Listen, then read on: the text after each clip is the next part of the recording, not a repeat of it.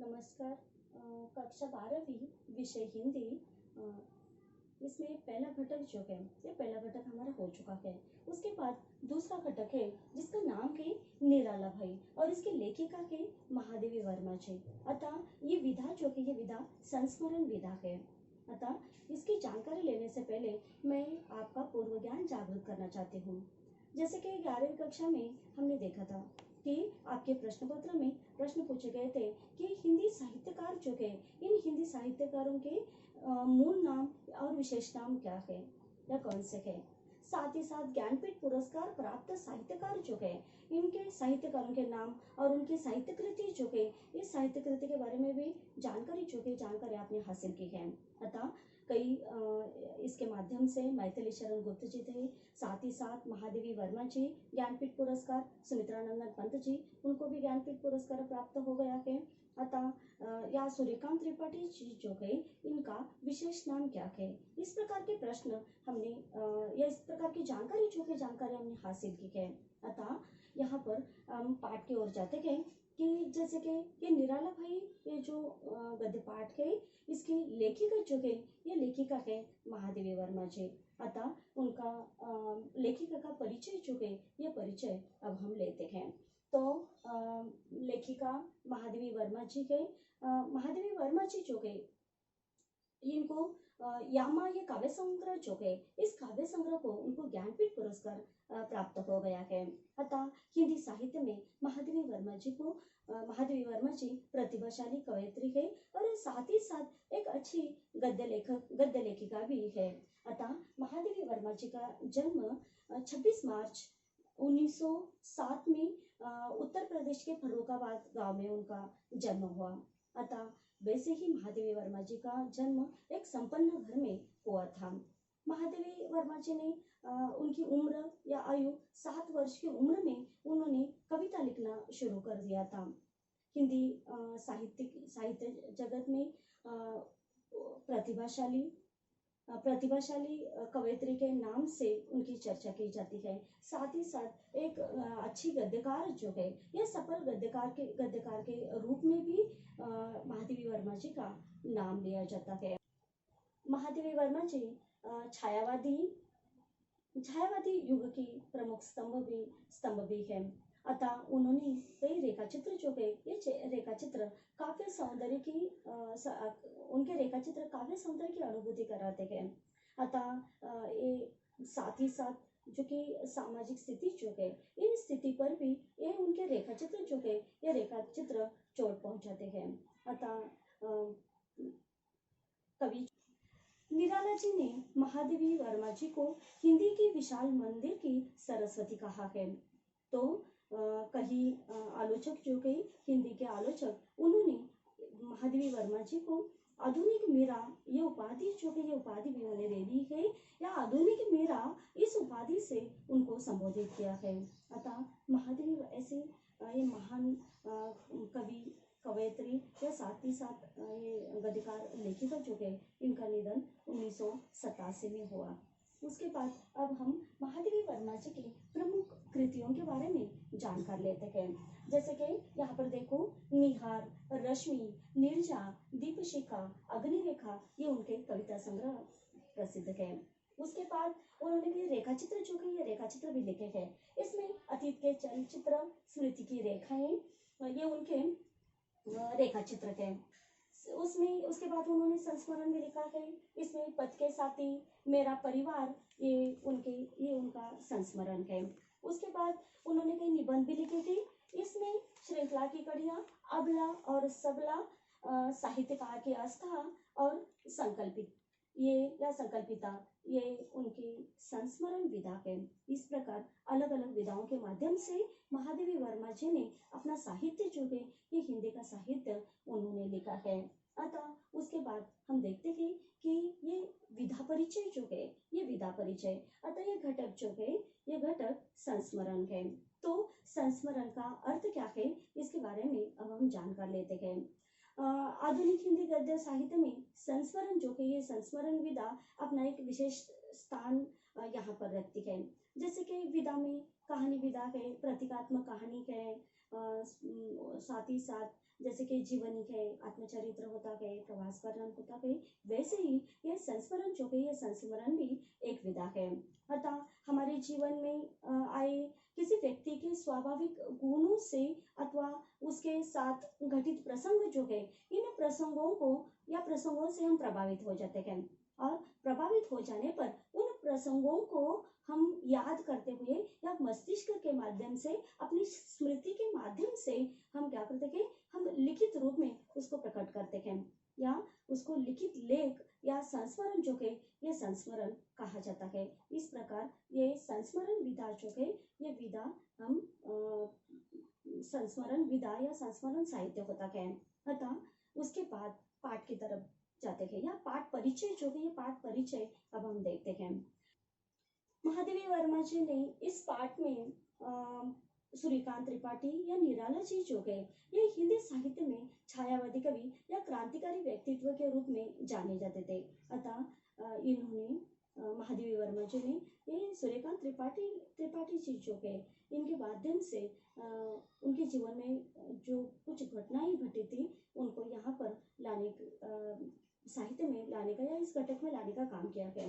अतः निराला जी आजीवन फक्कड़ बने रहे, उन निर्धनता में उन्होंने अपना जीवन जो है ये जीवन व्यतीत किया है। निर्धनता इसका मतलब गरीबी में ही उन्होंने अपना जीवन जो है ये जीवन बिताया है। दूसरों के आर्थिक दुखों का बोझ जो है ये बोझ वो हमेशा उठाते थे। उन्होंने परिवार के सदस्य जो है इनकी व्यथा जो है ये व्यथा अपनी कविता में लिखने का प्रयास किया, लिखने में लिखी है या ये व्यथा जो है ये व्यथा को सहा है और उसके बाद उन्होंने काव्य में उतारने का काम भी उन्होंने किया है। वो उनका आतिथ्य जो है या अगर हम आतिथ्य देखते हैं तो अपनापन देखने को मिलता है। वो अपने रचनाकारों के प्रति उनकी चिंता जो है ये चिंता या साथ ही साथ संवेदनशीलता को हमेशा रेखांकित करती है। अतः उनका व्यक्तित्व लोहे के समान था। इसका मतलब वो ऊपर से कठोर थे लेकिन अंदर से बहुत ही कोमल थे या अच्छे हृदय के ये सूर्यकांत त्रिपाठी निराला जी थे। अतः इनके बारे में अधिक जानकारी जो है ये जानकारी हम इस पाठ के माध्यम से देखते हैं। अतः पाठ देखते हैं। एक युग बीत जाने पर भी मेरी स्मृति से एक घटा भरी अश्रुमुखी सावनी पूर्णिमा की रेखाएं नहीं मिट सकी है। उन रेखाओं के उजले रंग न जाने किस व्यथा से गीले है कि अब तक सूख भी नहीं पाए। उड़ना तो दूर की बात है।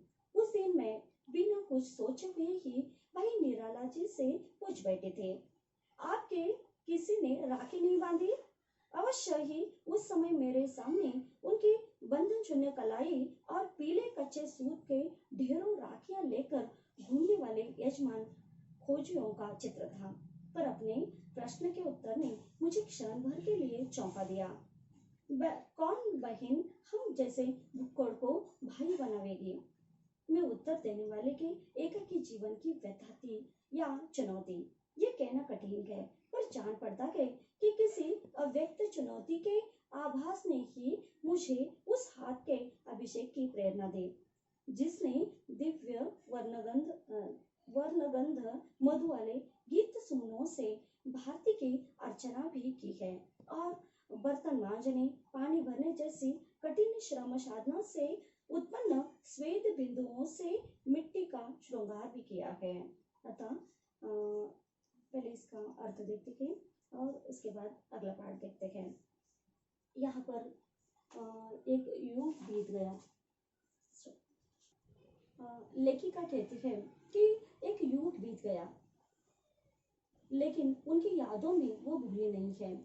अतः वो कहती है कि ये यादें जो कि ये यादें मेरी मस्तिष्क से या बुद्धि से नहीं जाती है।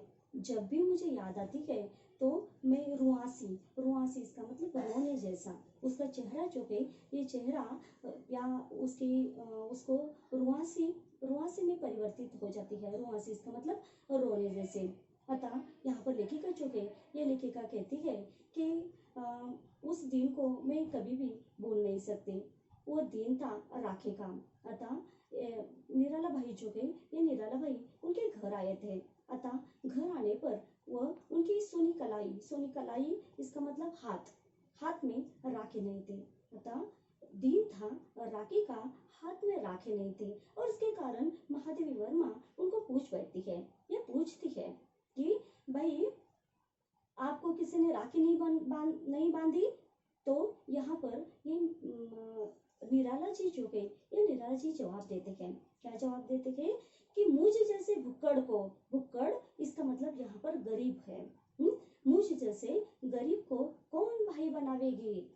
अतः अपना भाई जो है ये भाई गरीब है, या गरीब को कोई भी भाई जो है ये भाई मानकर राखी नहीं बांधेगा, ऐसा वो कहते हैं। अतः यहाँ पर लेखिका जो है ये लेखिका उनका ये दुख जो है ये दुख वो देखती है और सोचने लगती है।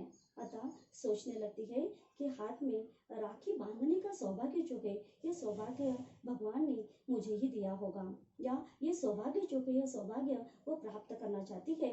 और ऐसा भाई जो है ये भाई जिसको मिला है वह भगवान का रूप था। और ऐसा कवि महादेवी वर्मा जी को लगता है। और महादेवी वर्मा जी निराला जी को भाई मानकर उनके हाथों में राखी बांधती है। अतः जिनके ज्ञान के बारे में कोई और नहीं जानता था, सरस्वती की विद्या से वह पूरी तरह से पूर्ण थे। वह बहुत मेहनती थे, बहुत मेहनत करते थे या ज्यादा मेहनत वह करते थे। अतः लेखिका कहती है मिट्टी की सुगंध जैसे आती है वैसे ही उनके साहित्य से या उनके शरीर से सुगंध जो है ये सुगंध आते थे। अतः लेखिका कहती है कि उनकी यादें जो है ये अतीत जो है बीता हुआ कल जो है ये कल अगर मैं याद करती हूँ तो मुझे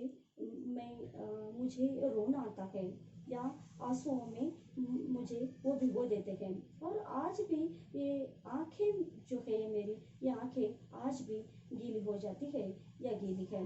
अतः लेखिका कहती है इनके साथ साथ और भी कई साहित्यकार जो है ये इनके भी साहित्य के बारे में वो यादें जो है ये यादें उनको आती हैं। मैंने दिन रात ऐसे ही अतीत के बहुत सारे पन्ने को उकेरा है। लेखिका कहती है कि आंसुओं में मैंने भिगोया है। लेखिका आगे कहती है और जो लिखावट मैंने लिखी है उन सभी को मैंने याद किया है। अगर मैं उन महान कवियों को अगर मैं याद करूं या उनका लिखना शुरू करूं तो एक भी लिखावट ना रहे। सारे कष्ट सहने की प्रक्रिया जो है ये प्रक्रिया मैंने इनकी जीवन में भी मैं देख सकती थी। अगर मैं लकड़ी के स्टैंड पर इनकी चित्र बनाऊं और इनके अतीत में अगर मैं चली जाऊं तो शायद इनके दुखों को भरे भरे सहज पाना मेरे लिए संभव नहीं है। अतः इस प्रकार इस पाठ में कवि ने सूर्यकांत त्रिपाठी जी जो है कक्षा 12वीं विषय हिंदी दूसरा घटक हम देख रहे थे जिसका नाम है निराला भाई और इसकी लेखिका है महादेवी वर्मा जी। अतः ये विधा संस्मरण विधा है। तो कल हमने देखा कि निराला जी को महादेवी वर्मा जी अपना भाई मानती है। जैसे कि रक्षाबंधन का दिन था और उनके हाथों में किसी ने राखी नहीं बांधे थे और इसके कारण यहाँ पर निराला जी कहते हैं कि मुझ जैसे भुक्कड़ को, इसका मतलब मेरे पास कुछ भी नहीं है, इसका मतलब पैसे, या मैं कंगाल हूँ और ऐसी स्थिति में मुझे कौन भाई बनाएगा। ऐसा कहने पर महादेवी वर्मा जी उनको अपना भाई मानती है। अतः भाई मानने के बाद अब निराला जी का ये अस्त व्यस्त जीवन था। इस अस्त व्यस्त जीवन को वह व्यवस्थित बनाने का लेखिका प्रयास करती है। अब हम देखते हैं घटक की ओर। उनके अस्त व्यस्त जीवन को व्यवस्थित करने के असफल प्रयासों का स्मरण कर मुझे आज भी हंसी आ जाती है। एक बार अपनी निर्बंध उदारता की तीव्र आलोचना सुनने के बाद उन्होंने व्यवस्थित रहने का वचन दिया। अतः लेखिका उनको समझाती है कि जैसे कि कोई भी निर्बंध न रखते हुए दूसरों को दान करते रहते हैं।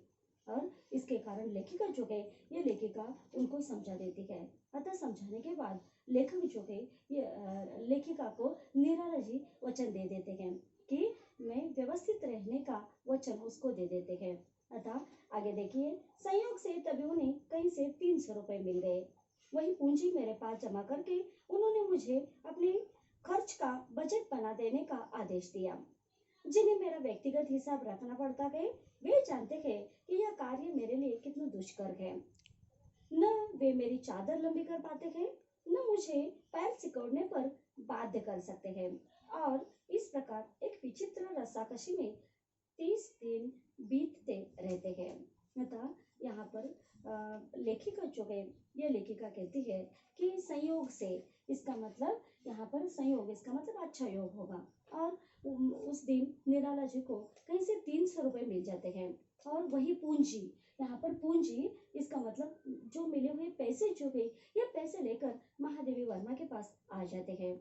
और आने के बाद लेखिका को वो अपने इन पैसों का खर्च का बजट बनवाने के लिए कहते हैं। अतः लेखिका कहती है कि जो लोग अपने पैसों का या 30 दिन का बजट बनवाते हैं उनको ही मालूम है कि ये काम कितना दुष्कर है। यहाँ पर दुष्कर इसका मतलब ये बजट बनवाने का काम कितना कठिन है ये वही लोग जानते हैं। अतः लेखिका निराला जी को उन्होंने भाई माना था। इसके कारण उनका 3 महीने का बजट बनवाने का काम वो अपने हाथ में लेती है। आगे देखिए, पर यदि अनुत्तीर्ण परीक्षार्थियों की प्रतियोगिता हो तो 100 में 10 अंक पाने वाला भी अपने आप को 0 पाने वाले से श्रेष्ठ मानेगा। अतः लेखिका ने यहाँ पर उदाहरण दिया है कि जैसे कि अनुत्तीर्ण परीक्षार्थी जो है इनकी प्रतियोगिता है और यहाँ पर 0 अंक प्राप्त करने वाले भी कई छात्र हैं। अतः ये इससे भी 100 में से 10 अंक जिसको प्राप्त होते हैं ये अपने आप जैसे श्रेष्ठ मानता है वैसे ही लेखिका अपने आप को श्रेष्ठ मानती है क्योंकि वह निराला जी का बजट बनवाने वाले थे। अतः हम भी अपने घर में देखते हैं कि जैसे कि अपने माता पिता भी अपने घर में बजट बनवाते हैं। जैसे कि तनख्वाह जो है इस तनख्वाह पर वो 30 महीने में किराया या बिजली का बिल होता है, पानी का बिल होता है, बच्चों की फीस होती है या खाना पीना जो भी है इस पर वो क्या करते हैं अपना 1 महीने का बजट बनवा देते हैं। अतः उसी प्रकार लेखिका महादेवी वर्मा निराला जी का बजट बनवाने का काम हाथ में लेती है। आगे देखिए, अस्तु नमक से लेकर नापित तक और चप्पल से लेकर मकान के किराए तक का जो अनुमान पत्र मैंने बनाया वह जब निराला जी को पसंद आ गया तब पहली बार मुझे अपने अर्थशास्त्र के ज्ञान पर गर्व हुआ। लेखिका कहती है कि मैंने नमक से लेकर नापित तक, यहाँ पर नापित इसका मतलब है कि नाई, यहाँ पर लेखिका नमक से लेकर नापित इसका मतलब नाई तक और चप्पल से लेकर मकान का किराया जो है ये किराया तक सब बजट जो है या अनुमान पत्र जो है ये लेखिका तैयार करती है। अतः ये अनुमान पत्र निराला जी को दिखाती है। दिखाने के बाद उनको पसंद आता है और लेखिका कहती है कि मुझे अपने आप पर गर्व होने लगा है कि मैंने इस प्रकार उनका बजट जो है ये बजट बनवाया और उनको पसंद आ गया। पर दूसरे ही दिन से मेरे गर्व की व्यर्थता सिद्ध होने लगी। अतः लेखिका को अपने आप पर गर्व था, अभिमान था, लेकिन लेखिका कहती है दूसरे दिन से ही मैंने जो बजट बनवाया था उसकी व्यर्थता जो है ये किस प्रकार व्यर्थ जाने लगा है ये निराला जी सिद्ध करते हैं। वे सवेरे ही पहुंचे। 50 रुपए चाहिए। किसी विद्यार्थी का परीक्षा शुल्क जमा करना है, अन्यथा वो परीक्षा में नहीं बैठ सकेगा। संध्या होते होते किसी साहित्यिक मित्र को 60 देने की आवश्यकता पड़ गई। दूसरे दिन लखनऊ के किसी तांगे वाले की माँ को 40 का मनी ऑर्डर करना था। दोपहर को किसी दिवंगत मित्र की भतीजी के विवाह के लिए 100 देना अनिवार्य हो गया। सारांश यह कि तीसरे दिन उनका जमा किया हुआ रुपया समाप्त हो गया और तब उनके व्यवस्थापक के नाते यह दान खाता मेरे हिस्से आ पड़ा। अतः लेखिका ने यहाँ पर निराला जी का बजट बनवाया, लेकिन बजट बनवाने के बाद वो दूसरे दिन निराला जी उनके पास आ जाते हैं और आने के बाद वो क्या करते हैं कि 50 रुपए जो है ये 50 रुपए मांगते हैं। अतः 50 रुपए किस लिए? एक विद्यार्थी है या एक छात्र है उसकी फीस भरने के लिए। अगर वो फीस नहीं भरेगा तो परीक्षा में नहीं बैठ सकता, इसके कारण तो 50 रुपए लेकर जाते हैं। उसके बाद शाम होते होते फिर से आ जाते हैं और आने के बाद वह फिर से 60 रुपए की मांग करते हैं। अतः 60 रुपए किस लिए? तो एक साहित्यिक या लेखक दोस्त है और उसको 60 रुपए की जरूरत है, अतः 60 रुपए लेकर जाते हैं। उसके बाद फिर दूसरे दिन आ जाते हैं। लखनऊ का तांगे वाला है, उसको अपनी उसकी माँ गांव में रहती है तो उसको 40 रुपए का मनी ऑर्डर करना है और इसलिए निराला जी इस लखनऊ के तांगे वाले को अपनी माँ को मनी ऑर्डर करने के लिए 40 रुपए वो क्या करते हैं मांगने के लिए आ जाते हैं। अतः इस प्रकार ये पैसे जो है ये पैसे लेकर जाते हैं। उसके बाद फिर से दोपहर को आ जाते हैं और दिवंगत मित्र, उनका मित्र नहीं है लेकिन उनकी भतीजी जो है, इस भतीजी के विवाह के लिए उनको 100 रुपए देना अनिवार्य हो गया है और इसके कारण ये 100 रुपए जो है ये 100 रुपए मांगने के लिए वह लेखिका के पास आ जाते हैं। निराला जी ने जो पूंजी जमा की थी या जो लेखिका के पास जो पैसे दिए थे वह तीसरे दिन ही खत्म हो जाते हैं। अतः सब बाकी के लोगों के लिए 250 रुपये खर्च कर देते हैं और तीसरे दिन उनके 300 रुपये खत्म हो जाते हैं। इस प्रकार लेखिका कहती है कि 3 दिन में ही ये 30 दिन का बजट जो किया हुआ था वह समाप्त हो जाता है। अतः बाकी के जो रुपए है ये मेरे बहन होने के नाते या व्यवस्थापक होने के नाते दान खाता मेरे हिस्से आ पड़ा। कक्षा 12वीं और विषय है हिंदी।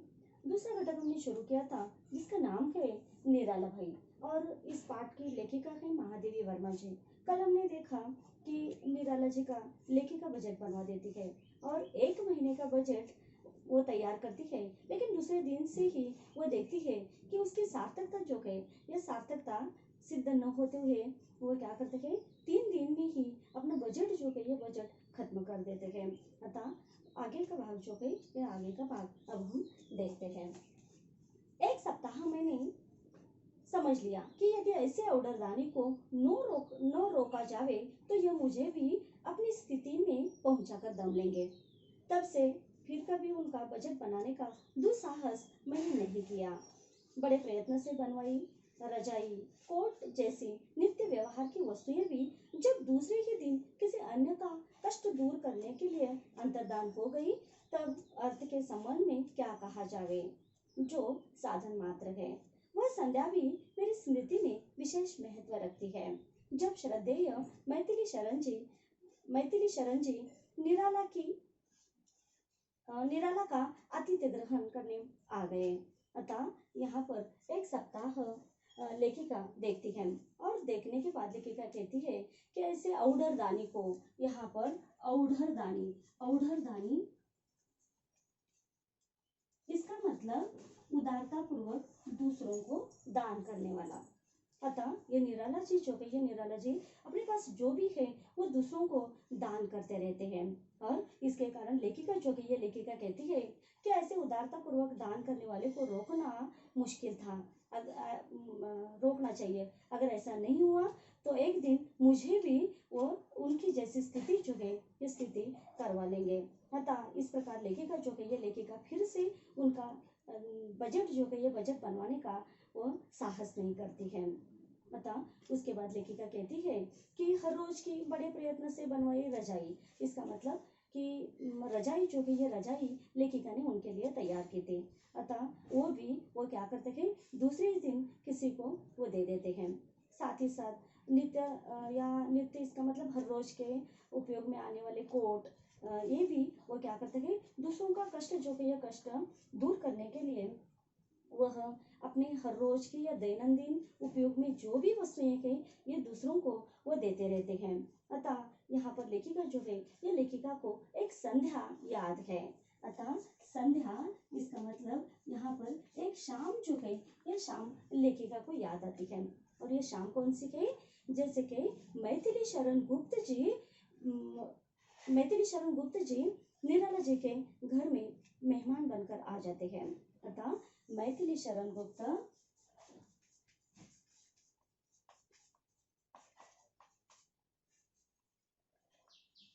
निराला जी के घर में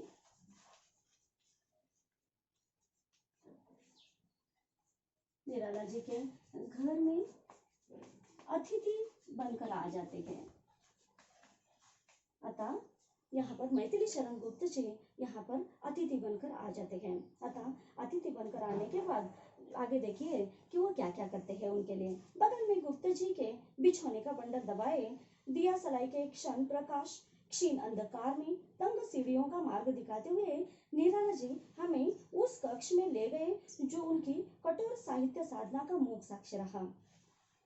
आले पर कपड़े की आधी जली बत्ती से भरा पर तेल से खाली मिट्टी का दिया मानो अपने नाम की सार्थकता के लिए जल उठने का प्रयास कर रहा था। अतः मैथिली शरण गुप्त जी निराला जी के घर आ जाते हैं। आने के बाद अब निराला जी जो है ये निराला जी क्या करते हैं उनको बिछौने का बंडल जो है ये बंडल अपने बगल में दबाए। बगल में दबाते हुए आप तंग गली तंग इसका मतलब बहुत छोटा रास्ता जो है या छोटा सीढ़ियों का रास्ता वो दिखाते हुए आगे गए और उनके पीछे महादेवी वर्मा जी और मैथिली शरण गुप्त जी हैं। अतः इन दोनों को मार्ग दिखाते हुए वो अपनी कोठरी में इसका मतलब अपने कमरे में वो लेकर जाते हैं। अतः लेकर जाने के बाद वो देखते हैं कि वहां पर उनके कमरे में एक दिया इसका मतलब दीपक दिया है। जैसे कि तेल जो है ये तेल से खाली मिट्टी का दिया इसका मतलब तेल जो है तेल बहुत कम है और दिया जो है ये दिया जल रहा है। तो लेखिका यहाँ पर कहती है कि दिया जो है दिया अब मानो अपने नाम की सार्थकता इसका मतलब दिया जो है ये दिया दूसरों को प्रकाश देता है अंधकार मिटाता है और प्रकाश जो है ये प्रकाश देता है। इसी प्रकार तेल से खाली है फिर भी ये दिया जो है ये दिया अपने नाम की तरह प्रकाश देने का काम कर रहा था। वह आलोक रहित मुख सुविधा शून्य ग्रह स्वामी के विशाल आकार और उससे भी विशालतर आत्मीयता से भरा हुआ था। अपने संबंध में बेसुध निराला जी अपने अतिथि की सुविधा के लिए सतर्क प्रहरी है। अतिथि की सुविधा का विचार कर वे नया घड़ा खरीद कर गंगा जल ले आए और धोती चादर जो कुछ घर में मिल सका सब तख्त पर बिछाकर उन्हें प्रतिष्ठित किया। अतः यहाँ पर लेखिका और मैथिली शरण गुप्त जी निराला जी के पीछे पीछे उनके कमरे में जाते हैं तो वहां पर आलोक रहित यहाँ पर आलोक रहित इसका मतलब कि प्रकाश उनके कमरे में प्रकाश नहीं था। आलोक इसका मतलब प्रकाश तो उनके कमरे में प्रकाश नहीं था। वहां पर ये भी हमने देखा कि जो कि मिट्टी का उसमें तेल भरा हुआ दिया जो है ये दिया जल रहा था। अतः कमरे में जाते सुविधा शून्य इसका मतलब कोई भी सुविधा उनके कमरे में नहीं है। ऐसा उनका कमरा जो है ये कमरा उनका है। लेकिन लेखिका कहती है आत्मीयता प्रेम जो है या आत्मीयता जो है ये आत्मीयता से भरा हुआ उनका कमरा था। लेखिका आगे कहते हैं कि इसके बारे में यह सुविधा जो है ये कोई भी सुविधा नहीं है प्रकाश उसके उनके कमरे में नहीं है। ऐसा होते हुए भी वह अपने से बेसुध है। इसका मतलब अपनी स्थिति जो है इस स्थिति पर वो कोई भी विचार नहीं करते गए और दूसरों को हमेशा मदद करने के लिए आगे बढ़ते गए। अतः मैथिली शरण गुप्त जी के लिए वो क्या करते हैं जैसे कि यहाँ पर लेखिका ने कहा है कि सतर्क प्रहरी का उन्होंने वह काम करते हैं। सतर्क इसका मतलब यहाँ पर सावधान और प्रहरी इसका मतलब है कि चौकीदार। लेखिका ने कहा है कि सतर्क प्रहरी का काम उन्होंने किया है। इसका मतलब सावधानी से। प्रहरी इसका मतलब जिस प्रकार चौकीदार काम करता है वैसे वो उनके लिए अतिथि इसका मतलब मेहमान का काम करते हैं या मेहमान की सुविधा का विचार करते हुए वह पानी भरने के लिए घड़ा जो है यहाँ पानी भरने के लिए घड़ा खरीद कर लेकर आते हैं और अतिथि को पानी दे देते हैं या मैथिली शरण गुप्त जी को पानी देते हैं। उसके बाद घर में धोती चादर जो कुछ भी मिलता था वो क्या करते हैं, वो बिछा देते हैं और मेहमान को बैठने के लिए दे देते हैं। इस प्रकार निराला जी मेहमान का स्वागत सत्कार करते हैं। अतः हमने देखा कि हमारी संस्कृति जो है, ये संस्कृति भी मेहमान जो है अतिथि देवो भव ऐसा कहा जाता है। मेहमान जो है, मेहमान वेद जो है, हमारी संस्कृति जो है, संस्कृति कहती है कि मेहमान का आदर सत्कार करना है। मेहमान को भगवान या ईश्वर माना जाता है। अगर हम उनकी सेवा करते हैं तो हमें पुण्य मिलता है, अगर हम उनकी सेवा नहीं करते हैं तो हमें पुण्य जो है, ये पुण्य प्राप्त नहीं होता है। अतः अतिथि को भगवान मानकर उनकी सेवा करनी चाहिए। अतः यहाँ पर हमने देखा कि निराला जी ने मैथिली शरण गुप्त जी का किस प्रकार स्वागत सत्कार किया है। धन्यवाद। कक्षा 12वीं विषय हिंदी दूसरे घटक के बारे में हम जानकार ले रहे थे, जिसका नाम है निराला भाई और इसकी लेखिका है महादेवी वर्मा जी। कल हमने देखा कि निराला जी के घर में मैथिली शरण गुप्त जी आ जाते हैं। अतः ये मेहमान जो है, इस मेहमान का वो किस प्रकार आतिथ्य करते हैं, इसके बारे में हमने जानकारी ली है। अब हम देखते हैं कि तारों की छाया में उन दोनों मर्यादावादी और विद्रोही महाकवियों ने क्या कहा सुना। यह मुझे तो याद नहीं, पर सवेरे गुप्त जी को ट्रेन में बैठाकर वे मुझे उनके सुख शयन का समाचार देना न भूले। ऐसे अवसरों की कमी नहीं। जब वे अकस्मात पहुंचकर कहने लगे, मेरे इक्के पर कुछ लकड़ियां, थोड़ा घी आदि रखवा दो, अतिथि आए हैं, घर में सामान नहीं है। अतः मैथिली शरण गुप्त जी को दूसरे दिन ट्रेन में बिठाकर वो लेखिका के पास जाते हैं और निराला जी जो कि उन दोनों की जो भी गपशप हो गई थी, रात भर वो बोले थे, वो समाचार जो है, ये समाचार लेखिका को दे देते हैं। अतः लेखिका कहती है कि ऐसे अवसर, इसका मतलब ऐसे बहुत बार हो गया है। क्या क्या हुआ है कि अचानक अकस्मात, इसका मतलब अचानक आ जाते हैं, लेखिका के घर में अचानक जाते हैं और अचानक जाने के बाद लेखिका को कहते हैं कि मेरे इक्के पर इसका मतलब तांगा गाड़ी, यहाँ तांगे पर कुछ लकड़ियां जो है, ये लकड़ियां और थोड़ा घी जो है, ये घी मुझे चाहिए, क्योंकि घर में मेहमान आए हैं और घर में मेहमान आए हैं और उनके भोजन के लिए मेरे घर में सामान नहीं है और इसलिए ये कई बार अपने मेहमानों के लिए लेखिका के पास जो सामान चाहिए वो लेकर जाते हैं। अतः लेखिका आगे कहती है, उनके अतिथि यहाँ भोजन करने आ जावे सुनकर उनकी दृष्टि में बालकों जैसा विस्मय झलक आता है, जो अपना घर समझकर आए हैं। उनसे ये कैसे कहा जावे कि उन्हें भोजन के लिए दूसरे घर जाना होगा। भोजन बनाने से लेकर जूठे बर्तन मांजने तक का काम वे अपने अतिथि देवता के लिए सहर्ष करते हैं। आतिथ्य की दृष्टि से निराला जी में वही पुरातन संस्कार है जो इस देश के ग्रामीण किसान में मिलते हैं। अतः लेखिका कहती है कि उनके यहाँ अतिथि मेहमान जो है, ये मेहमान भोजन के लिए आने वाले हैं। यह सुनकर उनको विस्मय, इसका मतलब हैरान हो जाते हैं, आश्चर्य हो जाते हैं और उनको बहुत अच्छा लगता है कि अपने घर मेहमान आने वाले हैं। जैसे कि हमारे घर में भी छोटे बच्चे होते हैं, तो वो बच्चे भी अगर हमारी मौसी आने वाली है या मामा आने वाले हैं या कोई मेहमान आने वाले हैं, ऐसा सुनने पर वो बहुत खुश हो जाते हैं। वैसे ही मेहमान घर में आने वाले हैं, यह सुनकर ये निराला जी जो है, ये निराला जी भी बहुत खुश हो जाते थे। अतः यहाँ पर लेखिका कहती है कि मेहमानों का आतिथ्य तो करते हैं, लेकिन उनको मेहमान को खाने के लिए देते हैं, लेकिन उनको खाने के लिए दूसरों के घर जाना पड़ता है, यह वो कभी भी भूलते नहीं है। भोजन बनाने से लेकर लेखिका आगे कहती है, भोजन तो खुद बनवाते हैं, स्वयं बनवाते हैं, साथ ही साथ उनका जूठा बर्तन जो है, ये बर्तन भी खुद ही मांजते हैं और अपने घर में आए हुए मेहमान जो है, इस मेहमान को वह आतिथ्य देते हैं या उनको खाना पीना जो है ये देते हैं। यहाँ पर लेखिका कहती है कि हमारा संस्कार जो है या हमारे वेद जो है, पुराण जो है, ये पुराण में कहा है कि जो कि अतिथि देवो भव, अतिथि इसका मतलब मेहमान को हम ईश्वर मानते हैं, भगवान मानते हैं, अपना परमेश्वर मानते हैं और हम उनको उनकी सेवा करते हैं, आतिथ्य देते हैं। वैसे ही ये निराला जी जो है, ये निराला जी भी अतिथि को या मेहमान को भगवान मानते हैं। कभी यहाँ पर कहते हैं हमारे देश के ग्रामीण लोग जो है या गांव के लोग जो है, ये गांव के लोग भी इस प्रकार का आतिथ्य करते हैं। जैसे कि घर में आए हुए मेहमान को पहले वो पानी देते हैं, उसके बाद चाय नाश्ता देते हैं, और उसके बाद जो कि खाना जो है खाना बनाते हैं, रहने के लिए बार बार जिद करते हैं, और अतिथि या मेहमान जो है इस मेहमान का स्वागत सत्कार करते हैं। वैसे ही निराला जी जो है, ये निराला जी के भी पुरातन संस्कार जो है, ये पुरातन संस्कार हमें दिखाई देते हैं। उनकी व्यथा की सघनता जानने का मुझे एक अवसर मिला है। श्री सुमित्रानंदन दिल्ली में टाइफाइड ज्वर से पीड़ित थे। इसी बीच घटित को साधारण और अघटित को समाचार मानने वाले किसी समाचार पत्र ने उनके स्वर्गवास की झूठी खबर छाप डाली। निराला जी कुछ ऐसे आकस्मिकता के साथ आ पहुंचे थे कि मैं उनसे यह समाचार छुपाने का भी अवकाश न पा सके। समाचार के सत्य में मुझे विश्वास नहीं था, पर निराला जी तो ऐसे अवसर पर तर्क की शक्ति ही खो बैठे हैं। लड़खड़ा कर सोफे पर बैठ गए और किसी अव्यक्त वेदना की तरंग के स्पर्श से मानो पाषाण में परिवर्तित होने लगे।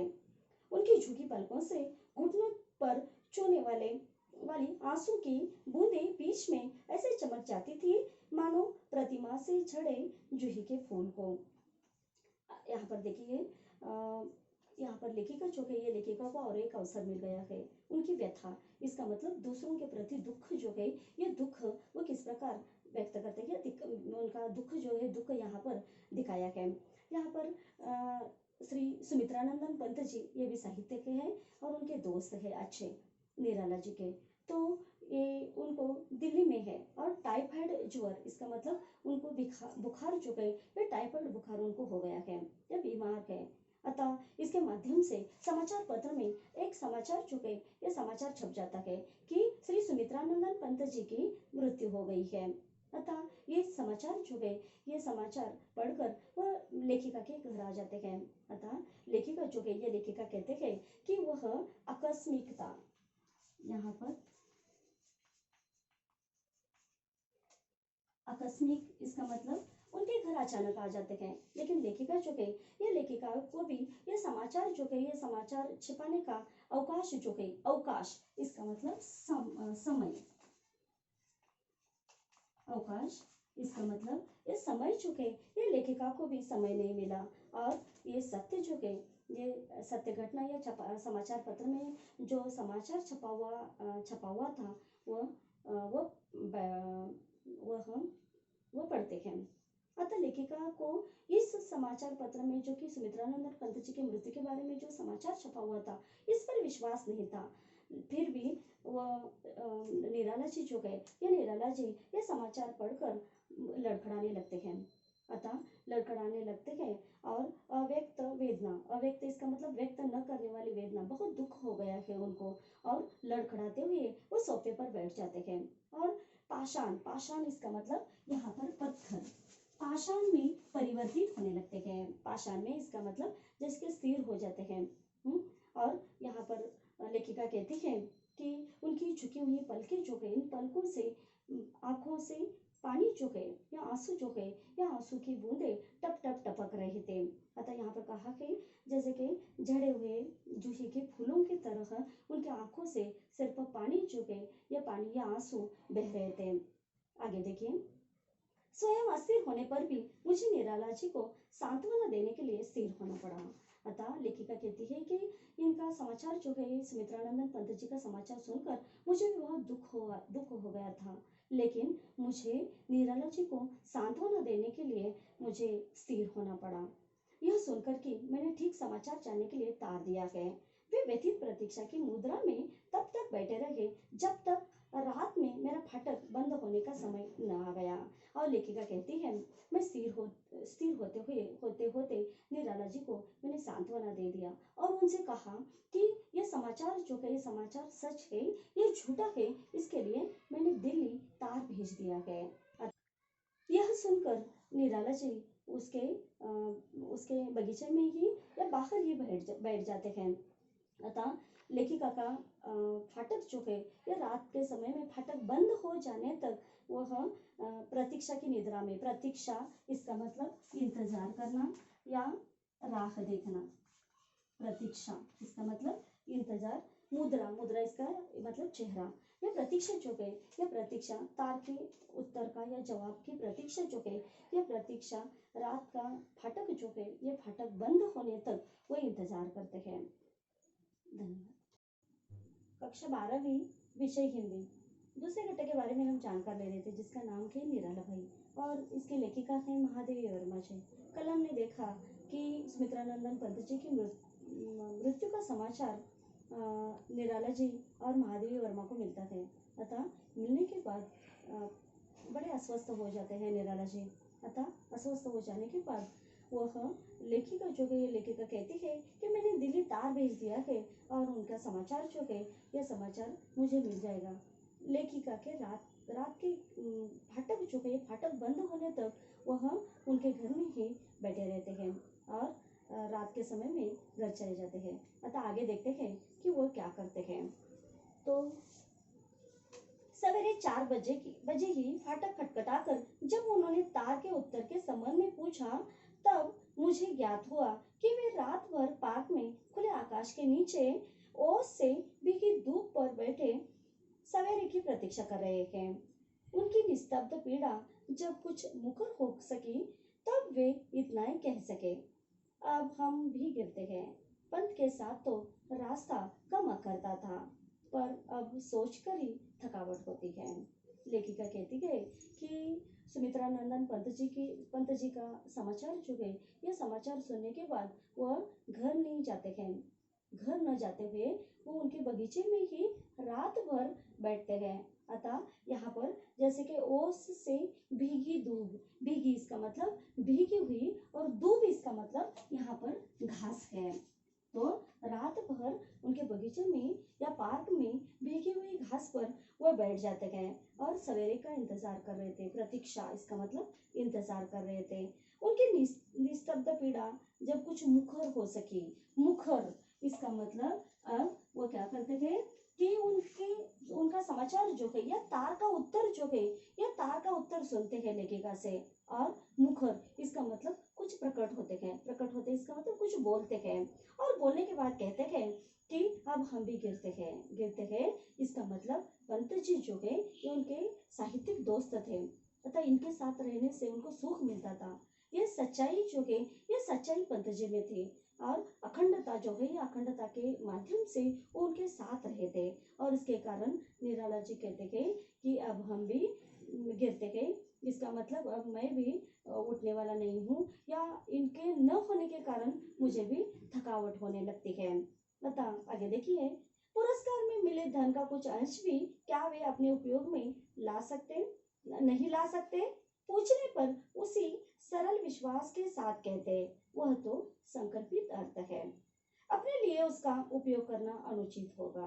तथा लेखिका कहती है कि पुरस्कार में मिला जो धन है ये धन वो अपने उपयोग में नहीं ला सकते। तो यहाँ पर लेखिका उनको पूछती है कि जो तुम साहित्य लिखते हो, जो लेखन करते हो, उसके पुरस्कार जो है पुरस्कार में तुम्हें धन मिलता है, जो भी राशि मिलती है या जो पैसे मिलते हैं उसका उपयोग आप अपने जीवन के लिए क्यों नहीं करते। तो यहाँ इस पर निराला जी जवाब देते हैं, वह संकल्पित अर्थ है। संकल्पित, संकल्पित इसका मतलब है कि यहाँ पर सोच विचार करते हुए या सोच विचार करके मैं इस धनराशि का या पुरस्कार में जो मुझे धन मिलता है उसका मैं उपयोग करता हूँ, अपने लिए उसका उपयोग करना अनुचित होगा।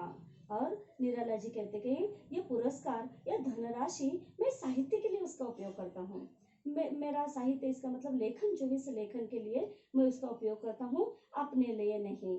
लेकिन यहाँ पर वो कहते हैं कि इसका उपयोग मैं अगर मेरे लिए करूंगा तो वह अनुचित होगा। अनुचित इसका मतलब कि अयोग्य या उस राशि पर अन्याय होगा ऐसा उनका कहना है। यह राशि मुझे साहित्य के माध्यम से मिलती है तो उसका उपयोग मैं साहित्य के लिए ही करता हूँ, ऐसा वो जवाब देते हैं। अतः लेखिका आगे कहती है, उन्हें व्यवस्थित करने के सभी प्रयास निष्फल रहे, पर आज मुझे उनका खेद नहीं है। यदि वे हमारे कल्पित सांचे में समा जाएं, तो उनकी विशेषता ही क्या रहे। लेखिका कहती है कि मैंने कई बार या कई प्रयास मैंने किए हैं, कई बार मैंने कोशिश की है कि उनका जीवन जो है जीवन व्यवस्थित बने या व्यवस्थित रहे, लेकिन हर बार मेरा प्रयास या मेरी कोशिश जो है ये कोशिश निष्फल हो गई है। कभी भी मुझे सफलता जो है ये सफलता नहीं मिली है। लेकिन लेखिका यहाँ पर कहती है कि मुझे इस बात पर कभी भी खेद नहीं होता है। खेद इसका मतलब यहाँ पर मैं हर बार निष्फल हो गई, मैं हर बार असफल हो गई, लेकिन इस बात के लिए मुझे कभी भी दुख नहीं होता है। यदि वे कल्पित सांचे में समा जाए, तो उनकी विशेषता ही क्या है। इसका मतलब यहाँ पर लेखिका कहती है कि ये निराला चीज जो है, ये निराला जी हमारे तरह सोच विचार नहीं है।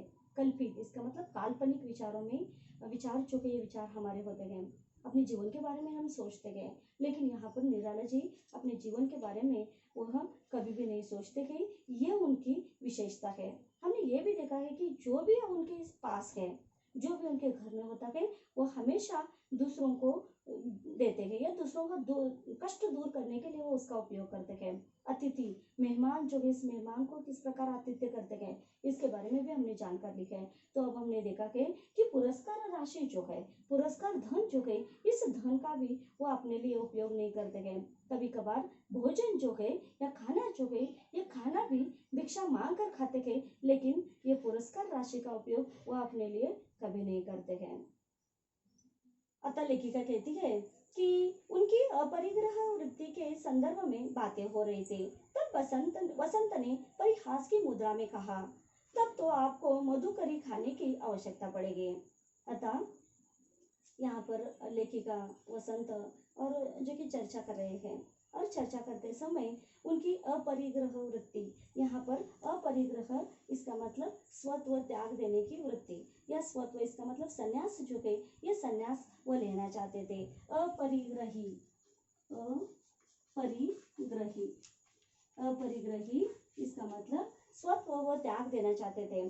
अतः इसके संदर्भ में चर्चा हो रही थी। तो यहाँ पर वसंत जो है, यह वसंत परिहास की मुद्रा में, परिहास इसका मतलब हंसी या मजाक मजाक में, अपरिहास इसका मतलब हंसी या मजाक में वो कहता है कि तब तो आपको मधुकरी खाने की आवश्यकता पड़ेगी। मधुकरी इसका मतलब यहाँ पर भिक्षा जो है, ये भिक्षा मांग कर खाना खाना, या भिक्षा मांग कर खाना खाने की तुम्हें क्या पड़ेगी, जरूरत पड़ेगी या आवश्यकता पड़ेगी।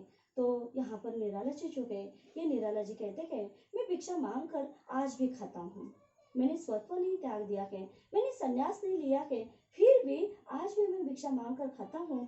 तो मैं स्वत्व त्याग देने के बाद भी मैं भिक्षा मांग कर खाऊंगा, ऐसा वह हंसते हुए वो जवाब देते हैं। यहाँ पर अब हम कर देखते हैं कि वह स्वत्व त्याग देते हैं, संन्यास अपनाते हैं या नहीं है। धन्यवाद। कक्षा 12वीं विषय हिंदी, दूसरे घटक के बारे में हम जानकर ले रहे थे। घटक का नाम है निराला भाई और लेखिका है महादेवी वर्मा जी। कल हमने देखा कि सूर्यकांत त्रिपाठी जी पुरस्कार में मिला धन अपने साहित्य कोश समृद्ध करने के लिए उसका उपयोग करते हैं, और खाना पीना जो भी है ये खाने के लिए वो भिक्षा मांग कर अपना उदर निर्वाह जो है, ये जीवन यापन वो करते हैं। अतः अब हम आगे का भाग देखते हैं। गैरों में दोनों मलिन दो वस्त्र और उत्तरीय कब रंग डाले गए, इसका मुझे पता नहीं, पर एकादशी के सवेरे स्नान हवन आदि कर जब वे निकले, तब गैरिक परिधान पहन चुके थे। अंगोछे के अभाव और वस्त्रों में रंग की अधिकता के कारण उनके मुंह हाथ आदि ही नहीं, विशाल शरीर भी गैरिक हो गया था, मानो सुनहली धूप में धुला गेरू के पर्वत का कोई शिखर हो। बोले, अब ठीक है। जहां पहुंचे किसी नीम पीपल के नीचे बैठ गए, 2 रोटियां मांगकर खा ली और गीत लिखने लगे। अतः पहले इसका अर्थ देखते हैं, फिर इसके बारे में जानकारी लेते हैं। यहाँ पर सूर्यकांत त्रिपाठी जो है, ये क्या कहते हैं, जैसे कि गेरू में दोनों, गेरू, गेरू इसका मतलब कि यहाँ पर लाल रंग की मिट्टी। गेरू में दोनों मलिन वस्त्र, मलिन इसका मतलब मटमैले। यहाँ पर अधो वस्त्र, अधो वस्त्र इसका मतलब कि उनकी धोती। और उसके बाद उन्होंने उत्तरीय, उत्तरीय इसका मतलब यहाँ पर दुपट्टा है। सूर्यकांत त्रिपाठी जी यहाँ पर गेरू में इसका मतलब वस्त्र जो पहनते हैं, जैसे कि धोती पहनते हैं, उनके उन्होंने गले में दुपट्टा पहना हुआ है। ये दोनों गेरू के रंग में मटमैले, मटमैले हो गए थे, लेकिन गेरू रंग जो है, ये रंग के वो वस्त्र जो है, ये वस्त्र पहनते हैं। और पहनने के बाद एकादशी का दिन है, स्नान पूजा पाठ करते हैं। और स्नान पूजा पाठ करने के बाद अब वह ये गैरिक इसका मतलब लाल रंग के कपड़े पहनते हैं। गैरिक परिधान परिधान पहन चुके थे, इसका मतलब लाल रंग के कपड़े जो है, ये कपड़े उन्होंने पहने थे। अंगोछे के अभाव, अंगोछा इसका मतलब यहाँ पर तौलिया है। अंगोछा, अंगोछा इसका मतलब तौलिए के अभाव में वस्त्रों में रंग की अधिकता के कारण, इसका मतलब उन्होंने तौलिया जो कि ये तौलिया नहीं था, और इसके कारण उन्होंने जो वस्त्र पहने थे, जो उन्होंने कपड़े पहने थे, ये कपड़ों में उनके हाथ मुंह जो के, यह हाथ मुंह भी लाल रंग का दिखाई दे रहा था। अतः उनका विशाल शरीर जो है, यह अच्छा शरीर था उनका, ये गैरिक हो गया था। इसका मतलब कि जैसे कि लाल रंग जो है, ये लाल रंग के कपड़े पहनने के कारण सब पूरा शरीर जो है, ये शरीर लाल दिखाई दे रहा था। लेखिका कहते हैं मानो कि जैसे कि सुनहली धूप में कोई गेरू का पर्वत, गेरू का पर्वत इसका मतलब लाल रंग का पर्वत जो है, ये पर्वत का कोई शिखर हो, ऐसे वो लाल वस्त्र में निराला जी दिखाई दे रहे थे। अतः निराला जी आगे कहते हैं कि ये ठीक है कि जैसे कि लाल रंग के जो कपड़े पहने थे, ये ठीक है, अतः कपड़े पहन ले और चले चले। इसका मतलब जैसे कि एक नीम का या पीपल का पेड़ अगर दिखाई देता है तो उसके नीचे बैठते हैं, और नीचे बैठकर वो अपना गीत जो है, ये गीत लिखना शुरू करते हैं। गीत या साहित्य जो है, ये साहित्य लिखना शुरू करते हैं।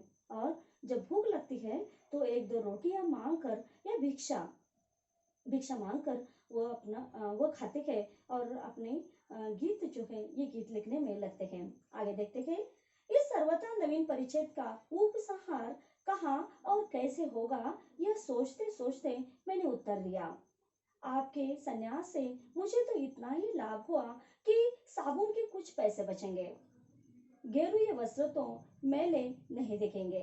अतः लेखिका जो है, ये लेखिका ये देखती है यहाँ पर उपसंहार, उपसंहार इसका मतलब है कि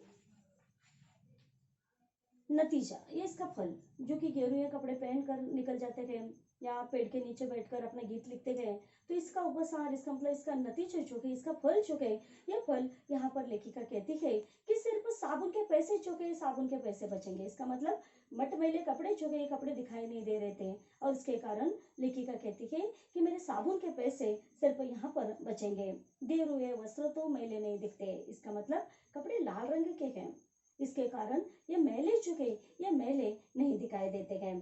पर हानि यह है कि न जाने कहाँ चप्पल डलवाना पड़ेगा, क्योंकि धूप और वर्षा से पूर्णतया रक्षा करने वाले नीम और पीपल कम ही है। लेखिका कहती है बचने वाला साबुन है, और हानि जो है, ये हानि कौन सी है कि ये घर से बाहर निकलेंगे और इसके कारण ये पीपल के और नीम के पेड़ के नीचे बैठकर गीत लिखते थे या अपना साहित्य लिखते थे। इसके कारण लेखिका कहती है कि वर्षा, इसका मतलब बरसात के दिनों में, और यहाँ पर गर्मी, इसका मतलब धूप जो है, ये धूप के दिनों में या गर्मी के दिनों में उनको न जाने कहाँ छप्पर डलवाना पड़ेगा। और ये जो है, ये हानि है, क्योंकि नीम के पेड़ और पीपल के पेड़ जो है, ये पेड़ कम होते हैं।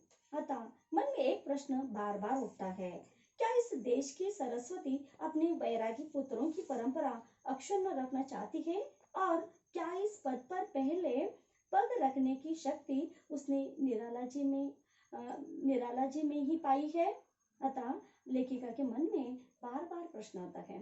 अतः ये प्रश्न जो है, ये प्रश्न ये है कि इस देश की सरस्वती, जो विद्या की देवता है सरस्वती, इन्होंने वैरागी पुत्रों की, वैरागी इसका मतलब यहाँ पर साधु या संत, वैरागी पुत्रों की परंपरा अक्षुण्ण, अक्षुण्ण इसका मतलब अखंड, अक्षुण्ण इसका मतलब कि सरस्वती माता जो कि या विद्या की देवता, इन्होंने हमारे देश की ये वैरागी इसका मतलब साधु संतों की परंपरा जो है ये परंपरा अखंड रखना चाहती है। अतः इस पद पर, पद इसका मतलब मार्ग या रास्ता, इस पद पर या इस रास्ते पर पहले पग रखने की शक्ति, पग इसका मतलब पैर, पद इसका मतलब रास्ता या मार्ग, इस मार्ग पर पहले जो है या पहले पैर रखने की शक्ति किसको, निराला जी जो है ये निराला जी में ही पाई गई है। ऐसा आगे देखिए, निराला जी अपने शरीर, जीवन और साहित्य सभी में असाधारण है। उनमें विरोधी तत्वों की भी सामंजस्यपूर्ण संधि है। उनका विशाल डील देखने वाले के शरीर में जो आतंक उत्पन्न कर देता है, उसे उनके मुख की सरल आत्मीयता दूर करते चलती है। अतः लेखिका आगे कहती है कि निराला जी अपना शरीर, जीवन और साहित्य में असाधारण है। इसका मतलब उनका जीवन जीने का तरीका, साथ ही साथ यहाँ पर उनका शरीर जो है ये शरीर भी जैसे कि सर्वसामान्य लोग जो है इससे अलग है, और साहित्य, साहित्य इसका मतलब साहित्यिक लोग जो है इससे भी असाधारण, अलग या विशेष उनका ये सब जीवन जो है ये जीवन है। अतः उनमें विरोधी तत्वों की भी सामंजस्यपूर्ण संधि है। इसका मतलब कि जैसे कि विरोधी तत्व भी उसमें दिखाई देते हैं। उनका विशाल डील डॉल, यहाँ पर डील डॉल इसका मतलब उनका शरीर जो है ये शरीर बहुत अच्छा था, और देखने वाला जो है इस देखने वाले के हृदय में आतंक, आतंक इसका मतलब यहाँ पर दहशत जो है ये दहशत, दहशत दिखाई देने वाला या दहशत पैदा करने वाला उनका डील, इसका मतलब शरीर जो है ये शरीर था, लेकिन उनका मुख जो है ये मुख की सरल आत्मीयता दूर करने वाला, इसका मतलब उनके मुख से जो भी निकलता है भाषा, वाणी, विचार, ये जो है ये आत्मीयता जो है ये आत्मीयता दूर करने वाला उनका मुख जो है ये मुख उनका था। अतः यहाँ पर उनकी ये निराला जी जो है ये निराला जी सबसे कैसे अलग है, या उनका साहित्य जो है ये साहित्य कैसा है, उनके विचार जो है ये विचार कैसे है, इसके बारे में अब हमने जानकर ली है। कल हम कक्षा 12वीं विषय हिंदी दूसरा घटक हम देख रहे थे जिसका नाम है निराला भाई और लेखिका है महादेवी वर्मा जी। कल हमने देखा था कि हमारे भारत देश की सरस्वती, इसका मतलब विद्या की देवता हमारे भारत देश की ये वैरागी, इसका मतलब साधु संतों की परंपरा अखंड रखना चाहती है, और इस रास्ते पर पहला पैर जो है या पहला पहला पग जो है ये पग रखने की क्षमता जो है क्षमता निराला जी को ही देती है। अतः कल हमने देखा था कि ये भी देखा था कि निराला जी जो है ये निराला जी शरीर से, जीवन से, साहित्य से सबसे अलग जो है ये सबसे अलग साहित्यकार है। अतः इसके आगे देखते हैं अगला भाग। सत्य का मार्ग सरल है, तर्क और संदेह की चक्करदार राह से उस तक पहुंचा नहीं जा सकता। इसी से जीवन के सत्य दृष्टाओं को हम बालकों जैसा सरल विश्वासी पाते हैं। निराला जी भी इसी परिवार के सदस्य हैं। किसी अन्याय के प्रतिकार के लिए उनका हाथ लेखनी से पहले उठ सकता है, अथवा लेखनी हाथ से अधिक कठोर प्रहार कर सकती है, पर उनकी आंखों की स्वच्छता किसी मलिन द्वेष में तरंगायित नहीं होते। लेखिका कहती है कि सत्य का मार्ग हमेशा सरल होता है, और ये मार्ग जो है ये मार्ग अगर अपनाना है तो तर्क और संदेह, संदेह इसका मतलब यहाँ पर शंका है। सत्य के मार्ग पर अगर आपको चलना है तो इस पर या इस मार्ग पर चलते समय तर्क जो है ये तर्क और शंका की चक्करदार राह से अगर आप जाना चाहते हैं तो आप कभी भी सत्य के मार्ग पर आप नहीं पहुंच सकते हैं। अतः इसी से यहाँ पर वो कहते हैं कि सत्य दृष्टाओं को, सत्य दृष्टा इसका मतलब प्रत्यक्ष साक्षी, प्रत्यक्ष देखने वाले जो है ये देखने वाले हम बालकों जैसा सरल विश्वासी पाते हैं। अतः बालकों जैसा यहाँ पर पहले सत्य दृष्टा देखते हैं, सत्य दृष्टा इसका मतलब यहाँ पर प्रत्यक्ष साक्षी। अतः ये इसमें वह किसको दिखती है, निराला जी को दिखती है। वो कहती है कि प्रत्यक्ष साक्षी जो कि ये प्रत्यक्ष साक्षी में निराला जी को वह पाती है। अतः लेखिका कहती है कि निराला जी भी इसी परिवार के सदस्य हैं। अतः उसके बाद लेखिका आगे कहती है कि अन्याय के प्रतिकार के लिए उनका हाथ लेखनी से पहले उठ सकता है। लेखनी इसका मतलब यहाँ पर कलम है, लेखनी इसका मतलब यहाँ पर कलम है। तो अन्याय जो है यह अन्याय उनसे सहा नहीं जाता, इसके कारण अन्याय का प्रतिकार करने के लिए वह क्या करते हैं कि अपनी लेखनी जो है ये लेखनी से पहले उसका उनका हाथ जो है यह हाथ भी वो उठ सकता है, लेकिन या अथवा लेखनी हाथ से अधिक कठोर प्रहार कर सकती है। इसका मतलब लेखनी कलम के माध्यम से, साहित्य के माध्यम से वह कठोर प्रहार जो है या अन्याय का प्रतिकार जो है ये प्रतिकार कर सकते हैं।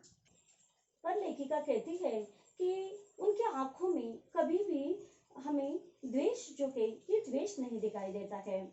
साथ ही साथ उनमें उनके अंदर क्रूरता जो है ये क्रूरता का भाव, या तिरस्कार जो है ये तिरस्कार, या सिकुड़न जो है ये सिकुड़न भी हमें दिखाई नहीं देता है। उसके बाद अब हम आगे देखते हैं कि क्रूरता और कायरता में वैसा ही संबंध है जैसा वृक्ष की जड़ से अव्यक्त रस और उसके फल के व्यक्त स्वाद में। निराला किसी से भयभीत नहीं, अतः किसी के प्रति क्रूर होना उनके लिए संभव नहीं। उनके तीखे व्यंग्य की विद्युत रेखा के पीछे सद्भाव के जल से भरा बादल रहता है। निराला जी विचार से क्रांतदर्शी और आचरण से क्रांतिकारी है। वे उस झंझा के समान है जो हल्की वस्तुओं के साथ भारी वस्तुओं को भी उड़ा ले जाती है। उस मंद समीर जैसे नहीं जो सुगंध न मिले तो दुर्गंध का भारी ढोता फिरता है, जिसे वे उपयोगी नहीं मानते, उसके प्रति उनका किंचित मात्र भी मोह नहीं। चाहे तोड़ने योग्य वस्तुओं के साथ रक्षा के योग्य वस्तुएं भी नष्ट हो जाएं। अतः यहाँ पर लेखिका जो है ये लेखिका कहती है कि क्रूरता और कायरता में वैसा संबंध है जैसे कि उदाहरण दिया है वृक्ष की जड़ और फल के स्वाद जैसा। यहाँ पर लेखिका कहती है कि वृक्ष की जड़ से अव्यक्त, इसका मतलब व्यक्त न होने वाला रस जो है यह रस होता है। अतः यहाँ पर इसका मतलब इस रस को हम चख नहीं सकते, लेकिन इसका फल जो है इस फल से व्यक्त स्वाद है, व्यक्त स्वाद है। इसका मतलब यहाँ पर फल का स्वाद जो है ये स्वाद हम चख सकते हैं, हम खा सकते हैं। इसके कारण यहाँ पर फल जो कि इस फल का स्वाद हमें प्राप्त है, हमें मालूम होता है। तो यहाँ पर निराला जी जो है ये निराला जी कभी किसी को डरते नहीं है और किसी के प्रति क्रूरता का भाव जो है यह क्रूरता का भाव भी वह कभी भी नहीं दिखाई देता है या नहीं दिखाते हैं। उसके बाद यहाँ पर कहा है कि निराला जी जो है ये निराला जी के विचार क्रांतदर्शी है। अतः यहाँ पर क्रांतदर्शी इसका मतलब पहले देखते हैं।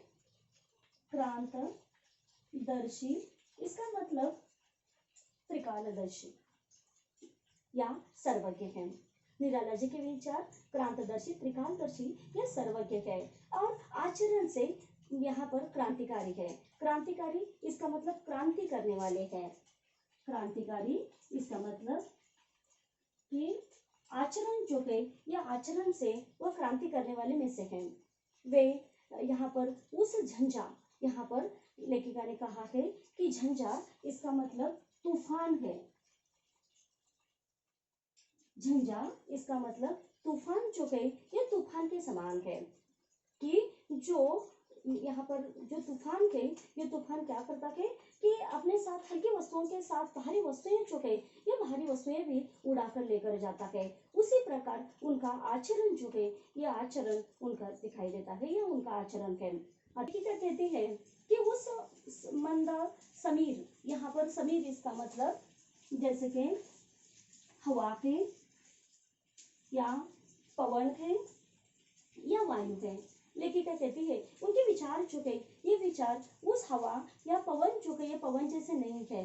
उदाहरण के तौर पर जैसे कि हवा को सुगंध या दुर्गंध नहीं है, लेकिन ये हवा जो है ये हवा दुर्गंध को लेकर फिरती है, ये दुर्गंध को लेकर फिरता है।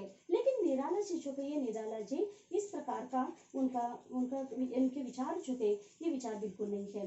निराला जी जिसे उपयोगी जो है ये उपयोगी नहीं मानते हैं, उसके प्रति वो कभी भी मोह नहीं दिखाते हैं। जो उपयोगी नहीं है उसके प्रति कभी भी मोह जो है ये मोह नहीं दिखाते हैं।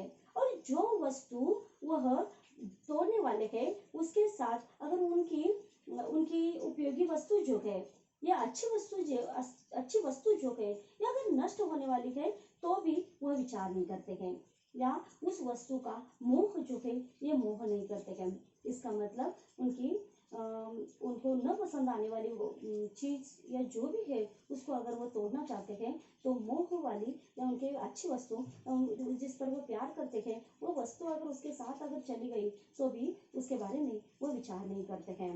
मतलब उसके बाद आगे का विचार देखते हैं। उनका विरोधी द्वेष मूलक नहीं पर चोट कठिन होती है। इसके अतिरिक्त उनके संकल्प और कार्य के बीच में ऐसी प्रत्यक्ष कड़ियां नहीं रहती जो संकल्प के औचित्य और कर्म के सौंदर्य की व्याख्या कर सके।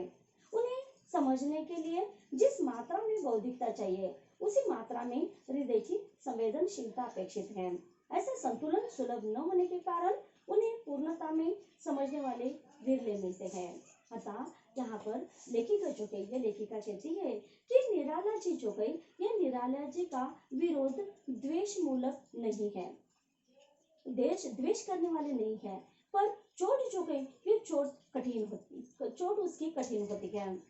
अतः इसके अतिरिक्त उनके संकल्प जो है उन्होंने उनके जो दृढ़ निश्चय है ये निश्चय और उनका कार्य जो है यह कार्य में या कार्य के बीच में ऐसी प्रत्यक्ष कड़ियां हैं जिन्हें वह प्रत्यक्ष कड़ियां नहीं रहते जो कि संकल्प के औचित्य इसका मतलब यहाँ पर के समर्थन है। औचित्य इसका मतलब समर्थन है।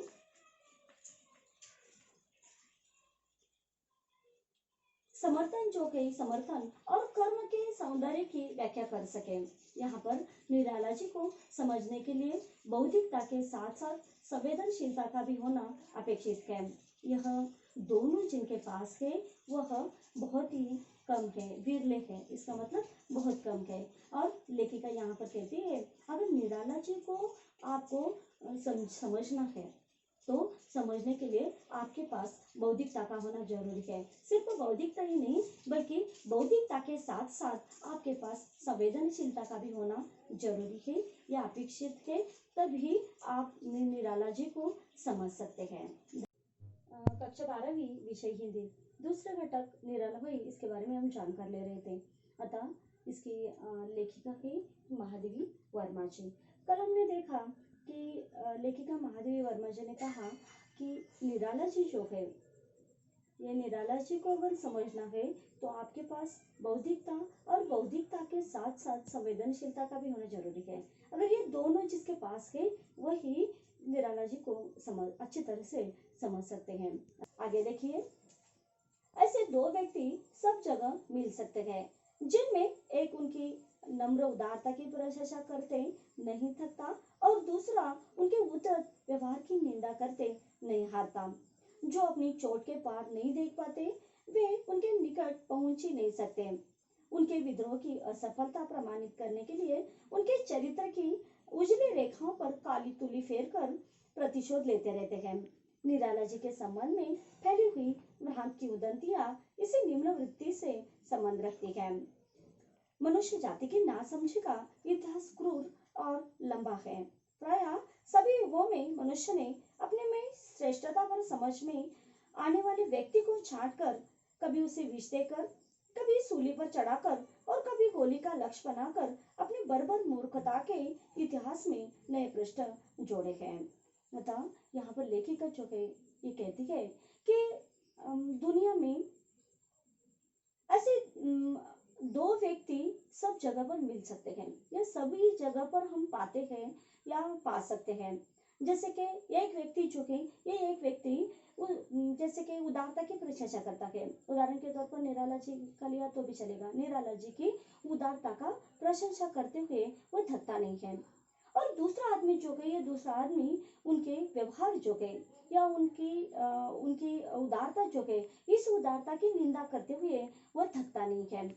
अतः ये सभी और ऐसे व्यक्ति जो है, ये व्यक्ति हमें दिखाई देते हैं। लेखिका कहते हैं कि जो व्यक्ति अपनी चोट चोट के पार नहीं देख सकते, वह व्यक्ति जो है, या वह व्यक्ति निराला जी के निकट भी पहुंच नहीं सकते। अतः उनके विद्रोह इसका मतलब जैसे कि राजद्रोह या गदर, वो गदर की असफलता जो है, यह असफलता प्रमाणित करने के लिए फिरते रहते हैं या घूमते रहते हैं। अतः यहाँ पर आगे लेखिका ने कहा है कि मनुष्य जाति की नासमझी का इतिहास, इसका मतलब लेखिका कहती है कि मनुष्य जाति की नासमझी का इतिहास क्रूर और लंबा है।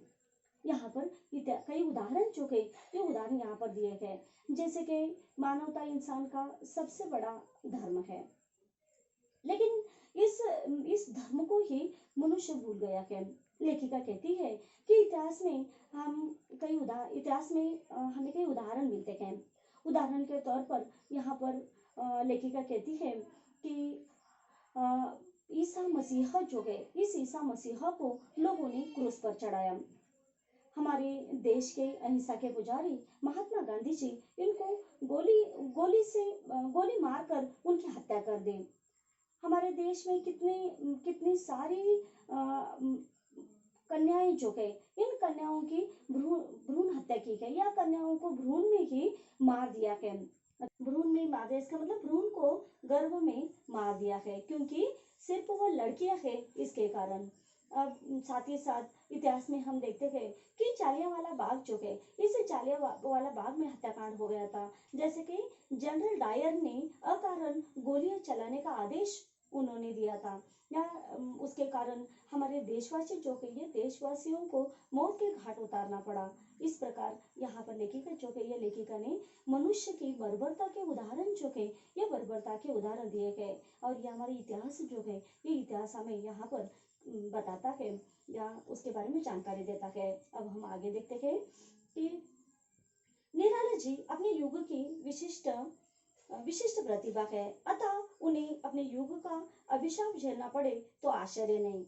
उनके जीवन के चारों ओर परिवार का वह लोहसार घेरा नहीं है, जो व्यक्तिगत विशेषताओं पर चोट भी करता है और बाहर की चोटों के लिए ढाल भी बन जाता है। उनके निकट माता, बहन, भाई आदि के कोमपल उनके लिए पत्नी वियोग के पतझड़ बन गए हैं।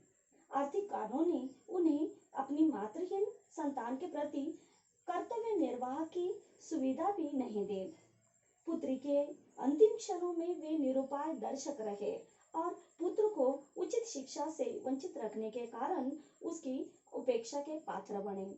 अतः यहाँ पर लेखिका जो है, यह लेखिका ने कहा है कि निराला जी अपने युग की विशिष्ट प्रतिभा, इसका मतलब वो कोई साधारण व्यक्ति नहीं थे, एक असाधारण व्यक्तित्व उनका था, यह व्यक्ति थे। अतः उनकी प्रतिभा जो है, यह प्रतिभा भी अलौकिक थी। अतः उन्हें अपने युग का अभिशाप जो है, यह अभिशाप उनको झेलना पड़ा है। उनके जीवन में यह जीवन के चारों ओर परिवार का वो लोहसार, इसका मतलब लोहे का कटघरा, लोहसार इसका मतलब लोहे का कटघरा या घेरा नहीं है, जो कि व्यक्तिगत विशेषताओं पर भी चोट करता है और बाहर की चोटों के लिए वह ढाल भी बन जाते हैं। निराला जी बाहर की चोटें जो है, इन चोटों के लिए वह ढाल भी बन जाते हैं। अतः उनके निकट जो माता है, बहन है या भाई जो है, यह आदि उनके लिए कोमपल है। अतः कोमपल इसका मतलब यहाँ पर नई पत्ती की तरह है, कोमपल है। लेकिन उनकी पत्नी जो है, उनकी पत्नी के वियोग के वो पतझड़ बन गए। पतझड़ इसका मतलब जिस पेड़ की पत्तियां जो है, ये पत्तियां झड़ गई हो। अतः उनकी पत्नी जो है, इस पत्नी के वियोग से वो पतझड़ बन गए हैं। अतः आर्थिक कारणों के कारण मातृहीन बच्चे जो है, इन बच्चों के प्रति वो कर्तव्य जो है, अपना कर्तव्य वह नहीं निभा सके। अतः उनकी पुत्री जो है, इस पुत्री के अंतिम क्षणों में भी वो निरुपाय इसका मतलब उनके पास कोई भी उपाय नहीं था, ऐसे वह देखने वाले दर्शक बन गए। और साथ ही साथ पुत्र को उचित शिक्षा जो है, ये शिक्षा न देने के कारण वह शिक्षा से वंचित रहने का कारण जो है, ये कारण उसकी उपेक्षा जो है, ये उपेक्षा के पात्र निराला जी बन गए हैं।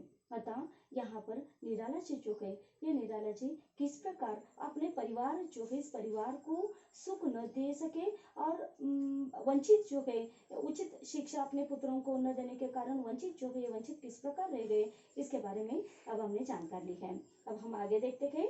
अपनी प्रतिकूल परिस्थितियों से उन्होंने कभी ऐसी हार नहीं मानी जिसे सही बनाने के लिए हम समझौता करते हैं। स्वभाव से उन्हें यह निश्चल वीरता मिली है, जो अपने बचाव के प्रयत्नों को भी कायरता की संज्ञा देती है। उनकी राजनीतिक कुशलता नहीं, वह तो साहित्य की एक निष्ठता का पर्याय है। छल के व्यूह में छिपकर लक्ष्य तक पहुंचने को साहित्य लक्ष्य प्राप्ति नहीं मानता, जो अपने पद की सभी प्रत्यक्ष अप्रत्यक्ष बाधाओं को चुनौती देता हुआ, सभी आवाज़ों को हृदय पर झेलता हुआ लक्ष्य तक पहुंचता है, उसी को युग सृष्टा साहित्यकार कह सकते हैं। निराला जी ऐसे ही विद्रोही साहित्यकार हैं, जिन्हें अनुभवों के दर्शन का विष साधारण मनुष्य की आत्मा को मूर्छित करके उसके सारे जीवन को विषाक्त बना देता है। उसी से उन्होंने सतत जागरूकता और मानवता का अमृत प्राप्त किया है। यहाँ पर निराला जी ने अपनी प्रतिकूल परिस्थिति जो गई, प्रतिकूल परिस्थिति में भी उन्होंने हार कर कभी समझौता नहीं किया है। वे एक विद्रोही साहित्यकार थे। अतः अपने अनुभवों के दर्शन से उन्होंने जागरूकता और मानवता का अमृत प्राप्त किया। लेखिका आगे कहती है कि उन्होंने जो कठोर श्रम किया है, उनके कठोर श्रम के गंभीर दर्शन और सृजन जो है, नवनिर्माण जो है, ये सृजन